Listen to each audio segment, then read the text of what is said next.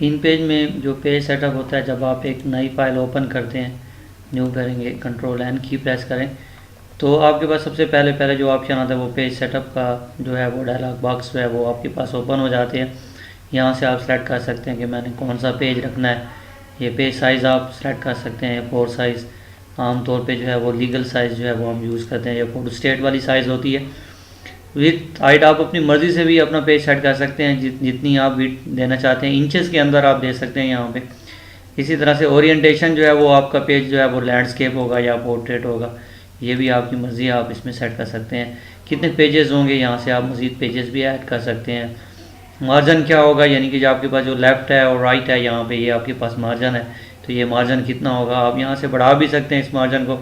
मिसाल के तौर पर यहाँ 12 है तो हम इसको जो है 20 कर लेते हैं, तो आप जो देखेंगे कि मार्जिन जो है वो आपका क्या हो गया, बढ़ गया। इस तरह से आप और जो है वो उसमें जो है ज़्यादा मार्जिन जो है वो आपका हो सकता है। जैसे आप न्यू फाइल करते हैं तो यहाँ पे आपके पास ये ऑप्शन आ जाते हैं, तो यहाँ से आप मार्जिन भी कर सकते हैं। इस तरह से आपके पास अलाइनमेंट डायरेक्शंस होती है कि हम लेफ़्ट टू राइट लिखेंगे या राइट टू लेफ़्ट लिखेंगे। इंग्लिश लिखनी है तो आप right to left to right लिखेंगे। वैसे जो उर्दू में by default right to left का ऑप्शन मौजूद होता है। पेज में कॉलम कितने होंगे, यहाँ से आप ये भी सिलेक्ट कर सकते हैं। आप एक कॉलम आमतौर पे होता है, आप 2 कॉलम भी कर सकते हैं, ठीक है जी। और कॉलम के दरमियान जो फासला होगा वो कितना होगा, यहाँ से आप वो फासला भी एडजस्ट कर सकते हो। यहाँ पे हमारे पास एक ऑप्शन होता है ऑटोमेटिक टेक्स्ट बॉक्स। तो क्योंकि इन पेज में हम टेक्स्ट बॉक्स के अंदर एडिंग करते हैं, अगर ये ऑप्शन आप ऑफ करेंगे तो फिर आप इसमें इन पेज में जो है वो डायरेक्टली राइटिंग नहीं कर सकेंगे।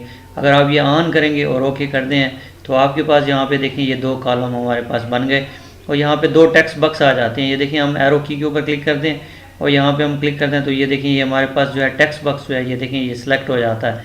ये टेक्स्ट बॉक्स जो है वो हमारे पास क्या हो गया, सिलेक्ट हो गया।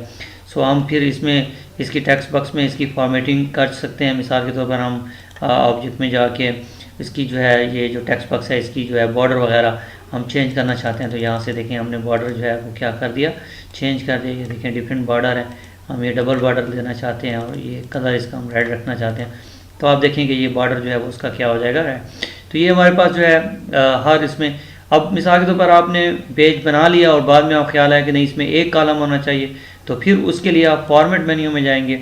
यहाँ पे आपके पास जो है वो डॉक्यूमेंट का ऑप्शन मौजूद होता है, यहाँ से आप उसको फिर एक कॉलम कर देंगे तो आपके पास ये जो है वो क्या हो जाएगा, वापस जो है वो एक कॉलम हो जाएगा।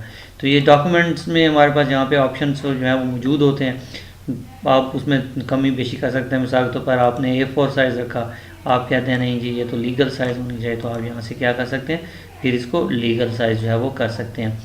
तो इन पेज में आज हमने पढ़ा कि पेज सेटअप किस तरह से किया जाता है।